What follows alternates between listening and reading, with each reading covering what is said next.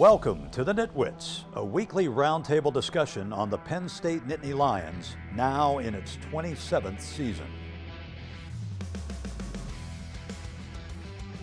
Our panel features a longtime Penn State media and NitWits tag team, Neil Rudell of the Altoona Mirror and Mark Brennan of Lions 24/7 with Fight on State.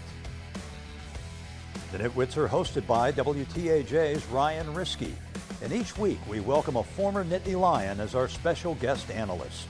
The NitWits are brought to you by Irwin Financial, Raymond James, a firm foundation for your financial future. By DeLeo Games, serving the community since 1945.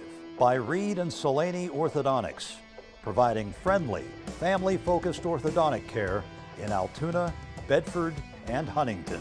By McAlear's Plumbing, specializing in plumbing, heating, and air conditioning, serving our community since 1886. By RE/MAX Results Realty Group, committed to a culture of professionalism, productivity, and exceptional service. By Dorman's Jewelry, the answer is always Dorman's. By Brent Kogan Electrical Services, lighting the way for you. By NovaCare, Altoona and State College, the power of physical therapy. By Blair Candy Company, the one-stop shop for all your tailgating needs. Candy, snacks, paper supplies, and more. By Harry's Construction, if you can dream it, we can create it. By Lions 24/7 with Fight on State, your online home for Penn State football and recruiting coverage. And by the Altoona Mirror, featuring Penn State Game Day every Friday and Penn State Extra every Monday. Penn State escapes with a thrilling 33-30 win in overtime that saw the Nittany Lions overcome a 2-touchdown deficit at halftime to remain undefeated on the season. We break down one of the more wild games in recent memory. Nittany Nation Overtime is next. What I'm doing, getting right to it. The money is talking, I'm flowing, it's coming in just how I drew it. Yeah, you know what it is. Hey, we doing it big. Look up, there is no limit, no, we cannot settle for this. Yeah, can't stop, nah, won't stop. Yeah, spin on live, you don't believe it, just watch.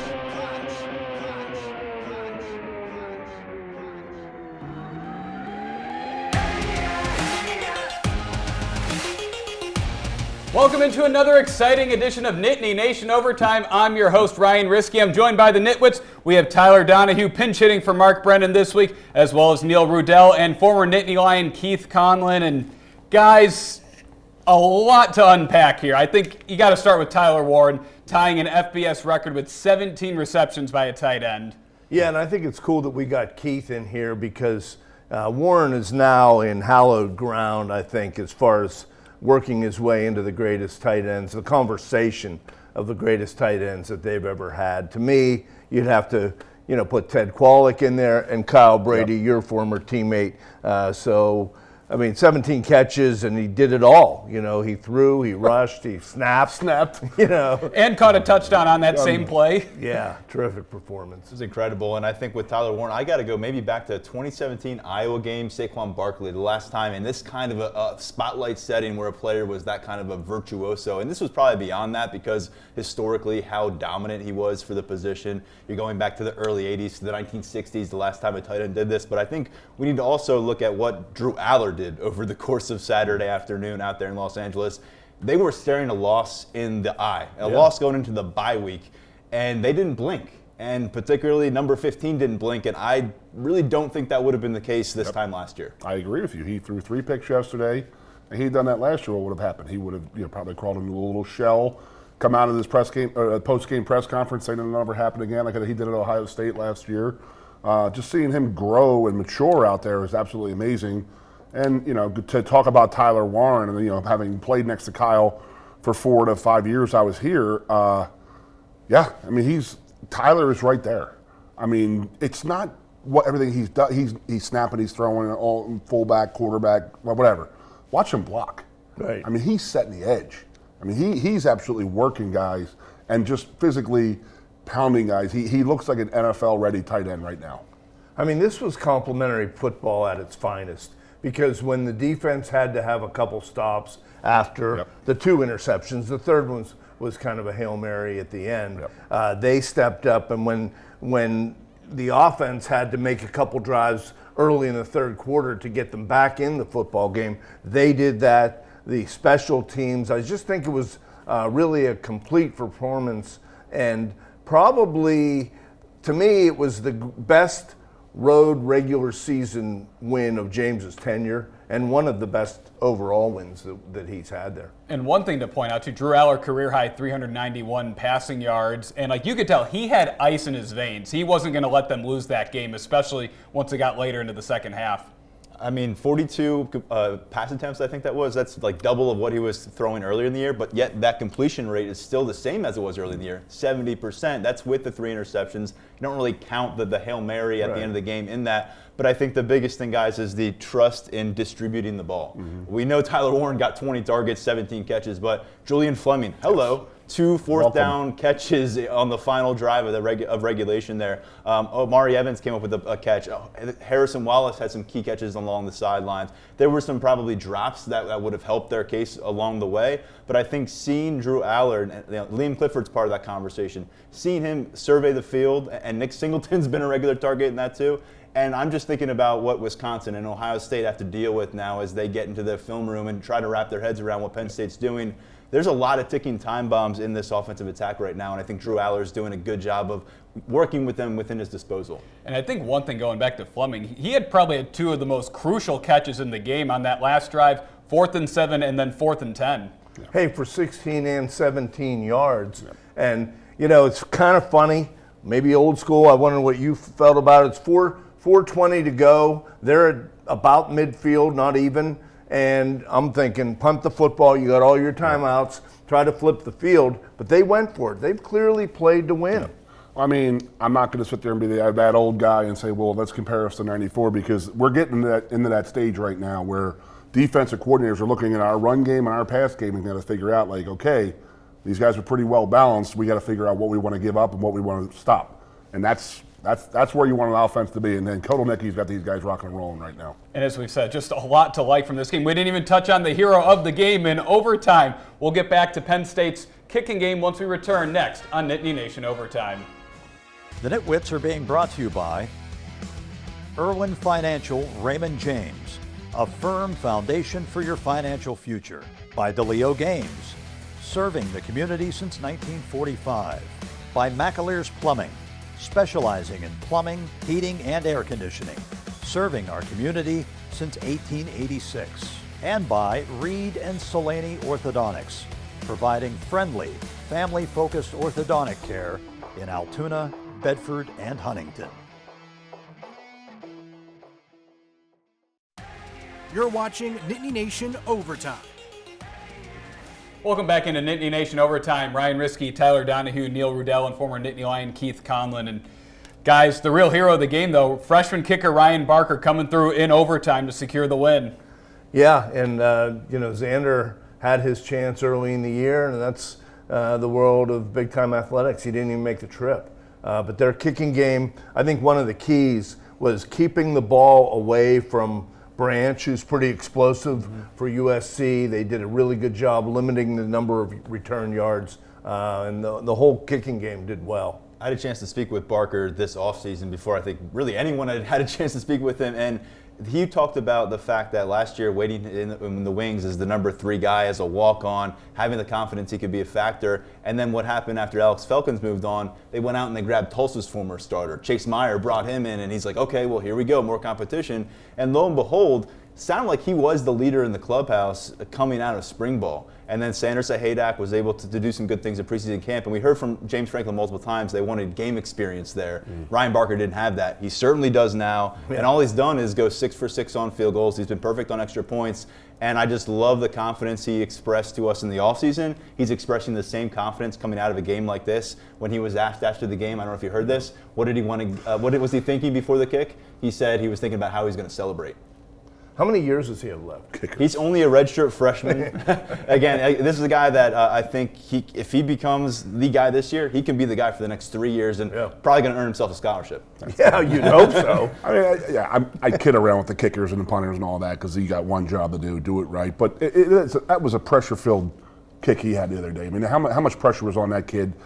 I'm glad the game was tied and we didn't need that to win the game because it probably would have destroyed his confidence. But his confidence is probably through the roof right now. So that's a good thing for him. I agree with you. You hate to see a kid, especially in that situation, lose the game. But hey, credit to the snapper. I mean, everybody singles out the center when something goes wrong, and the holder. You saw there was a big mix-up the other day in an NFL game with Cincinnati where the holder dropped the ball. So, hey, you got to give credit to the operation because we'd be quick to criticize it if it failed, right? And can I just say, coming out of the first bye week, we figured this was going to be a concern maybe lingering deep. We're going to the second bye week, and it's not really a concern we're going to be talking about, and I think that's a pretty big deal for a team that's going to be having tight matchups that they're going to need to get through down the road. And I think it's a credit to James and the rest of the coaching staff for looking at other options after Sanders struggled before that got to the point where you might be losing a game because of a missed field goal. Yeah, I mean, I'm going back to 1990 with Craig Fack. Remember, he was a true freshman.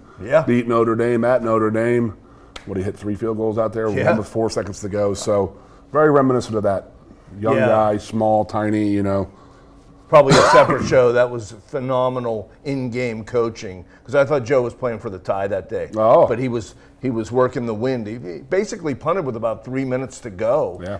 And they set up Notre Dame was already number one, so they had to press to continue, and they intercepted. Yeah. Speaking of coaching, I mean, you got to give James some credit for not punting the ball there late in that game. Absolutely, they played to win. We'll be the first ones that people will be first to complain about why he punted, why he didn't punt. He didn't. He knew what he was doing, and a great pickup on 4th down. USC was getting chunk plays, so I think that was the right call. You couldn't risk them getting a couple more of those, milking the clock on you. I loved it. Showed confidence in Aller, showed confidence in Kodalnicki up in the booth, and both of them delivered. And also don't forget, at the end of regulation, it looked like USC was driving to win it, set up for a game-winning field goal, and Jalen Reed comes up with a huge interception. Yeah, on a bad pass. I mean, they were in a position to win. They threw a high ball to the kid with 6'6". And I thought USC was pretty tentative. They wanted to bleed all the time down and didn't run a lot of plays. I'm sure they regret that. They might be looking for a new coach coming in the coming few weeks or months, in my opinion. Maybe some NFL jobs will open There'll this be some weekend. there'll definitely be some NFL jobs open up. Yeah, I mean, if that pass that's intercepted at the end, if that's on target, they're in field goal range, and who knows what the result would have been after that. But I was thinking as the game was going on, I thought the way Penn State came back, even if they had lost the game, and with the playoff now, that it would have been a disappointment, certainly, and would have added to some of the narrative. But I think they showed enough that they're going to be a tough out down the road here. Especially coming back down 14 at halftime. I mean, they only had 2 field goals that first half. You just kind of assume USC, tough road game, you're traveling 3 time zones over, except that instead, they came back in the second half, and we saw a lot of creativity from that offense. And we saw a lot of responding to adversity. This is a team that feels like unless it's Ohio State or Michigan or maybe a bowl game, they're blowing most of their opponents out. To see them in the pressure cooker from the start, when you're down early, the rest of the way you're in the pressure cooker. So to see them respond that way, I think defensively, those 2 moments they had off the interceptions from Aller in their own territory, 2 possessions for USC, 0 total yards, 2 field goals settled for. I think when you look at why the game ended up reaching overtime, you can point to those moments.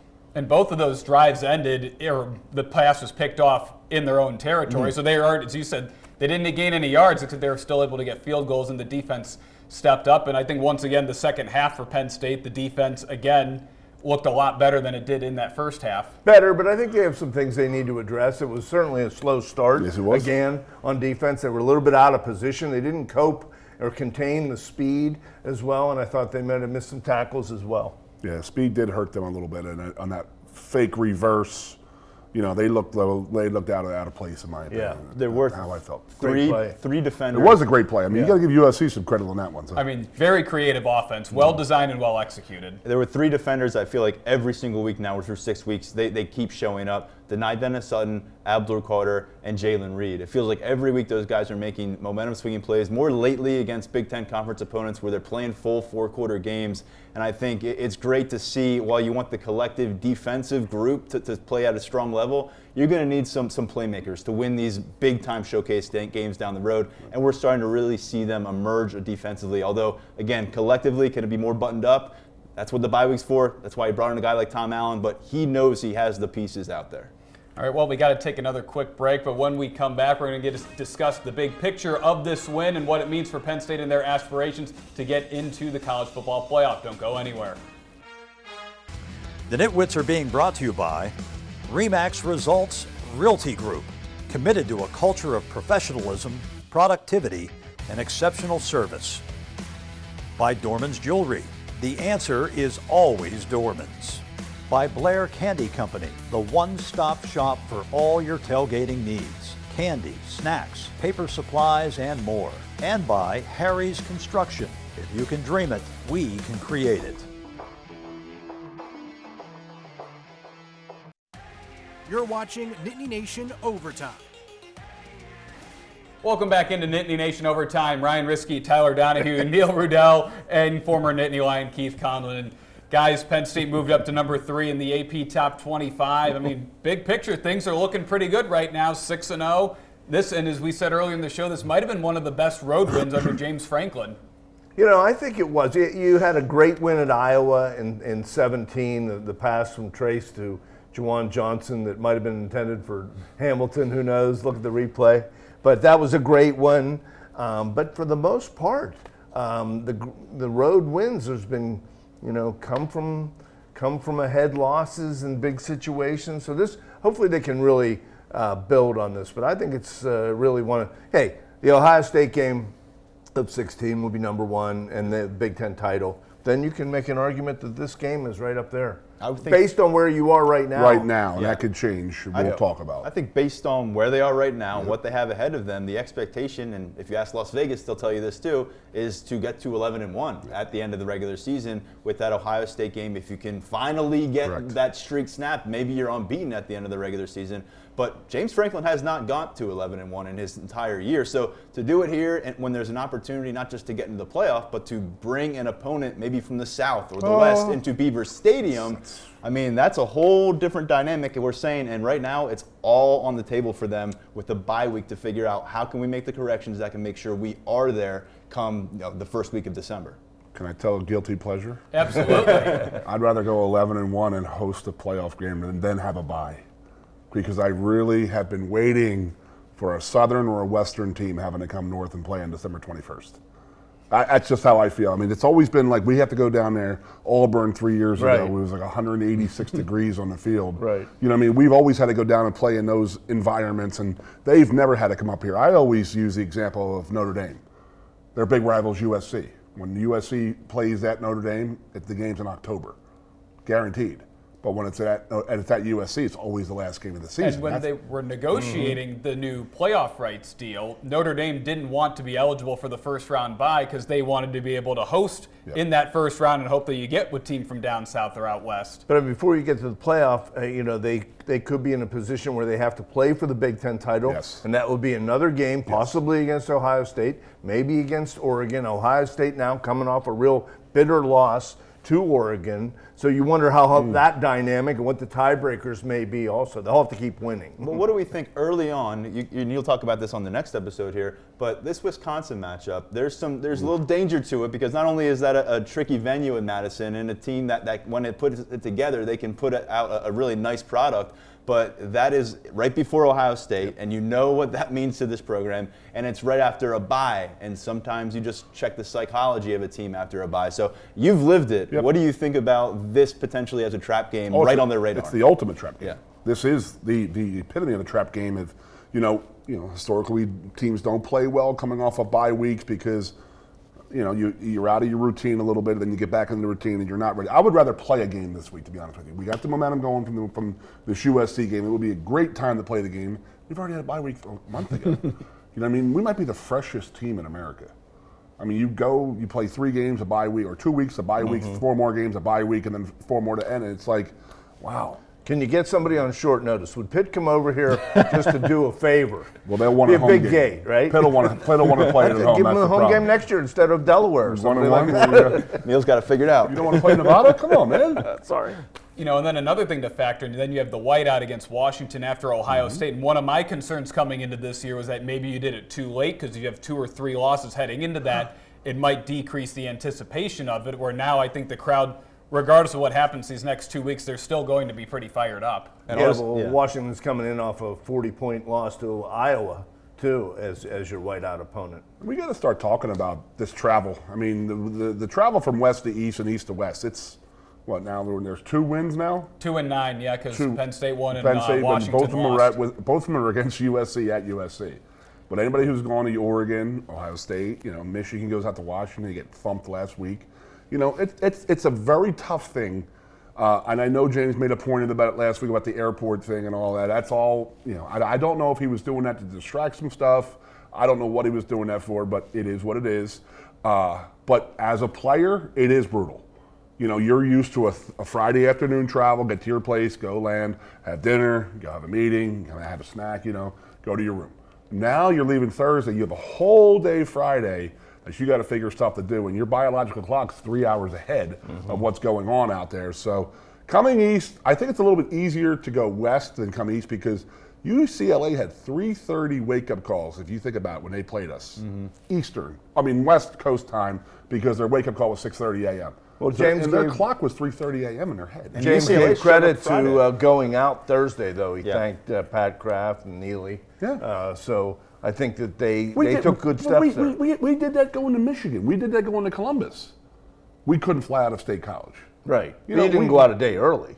Well, we always flew out of Harrisburg, so Yeah. the drive down the whole hour and a half was going to throw you off. I don't know, Right. but it is a 5-6 hour flight, and we're not small people. Well, you Crawling were into a at plane. one point. Yeah, right. When I was born.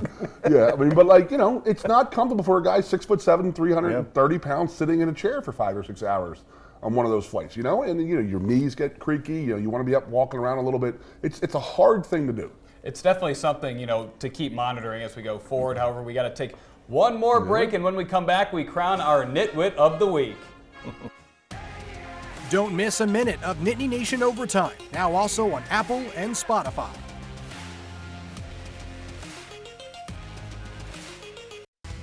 The Nitwits are being brought to you by Brent Kogan Electrical Services, lighting the way for you. By NovaCare, Altoona and State College, the power of physical therapy. By Lions 24/7 with Fight On State, your online home for Penn State football and recruiting coverage. And by the Altoona Mirror, featuring Penn State Game Day every Friday and Penn State Extra every Monday.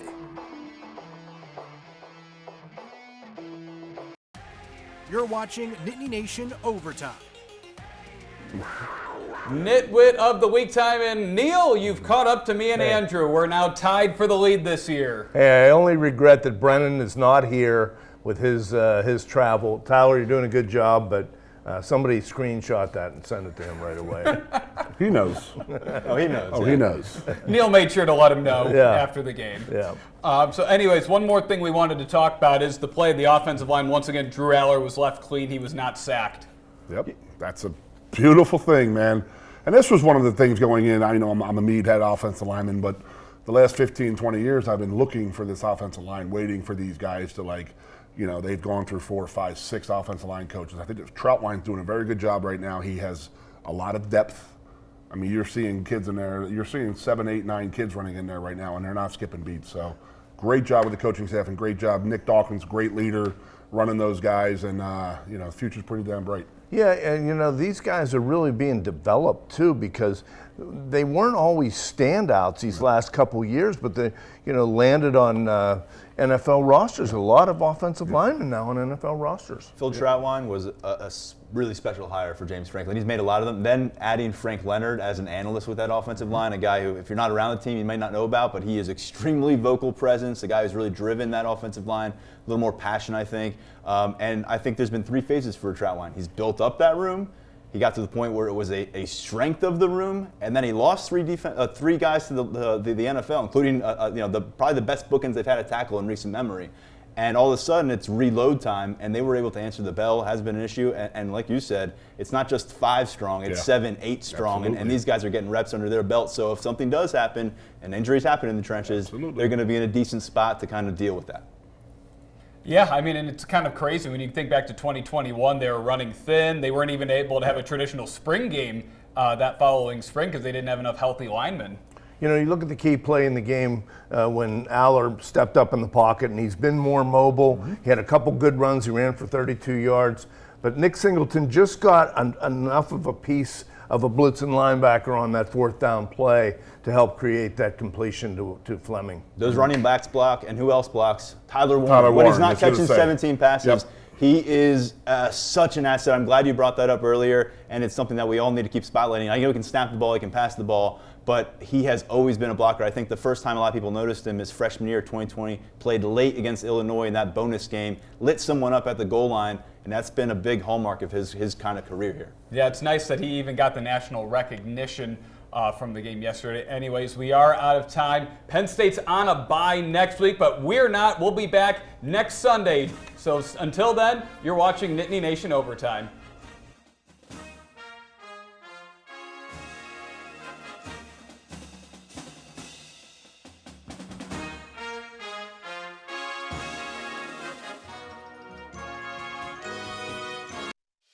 The Nitwits have been brought to you by Irwin Financial, Raymond James, a firm foundation for your financial future.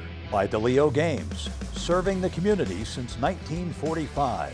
By Reed and Solaney Orthodontics, providing friendly, family-focused orthodontic care in Altoona, Bedford, and Huntington. By McAlear's Plumbing, specializing in plumbing, heating, and air conditioning, serving our community since 1886.